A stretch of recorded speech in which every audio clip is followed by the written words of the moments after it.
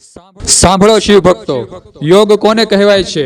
જેની બીજી વૃત્તિઓનો નિરોધ થઈ ગયો હોય, આવા ચિત્તની ભગવાન શિવમાં જે નિશ્ચલ વૃત્તિ છે તેને સંક્ષિપ્તમાં યોગ કહે છે. આ યોગ 5 પ્રકારના છે: મંત્ર યોગ, સ્પર્શ યોગ, ભાવ યોગ, અભાવ યોગ અને મહાયોગ. મંત્ર જપના અભ્યાસવશ મંત્રના વાચ્યાર્થમાં સ્થિત થયેલ વિક્ષેપ રહિત મનની જે વૃત્તિઓ છે એનું નામ મંત્ર યોગ છે. મનની તેજ વૃત્તિ પ્રાણાયામને પ્રધાનતા છે તેનું નામ સ્પર્શ યોગ થાય છે.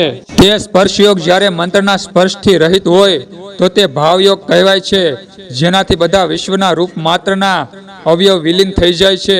તેને અભાવ યોગ કહ્યો છે, કેમ કે એ સમયે સદ્રષ્ટુનું પણ ભાન નથી હોતું, જેથી એકમાત્ર ઉપાધિ શૂન્ય શિવ સ્વભાવનું ચિંતન થાય છે અને મનની વૃત્તિ શિવમય થઈ જાય છે.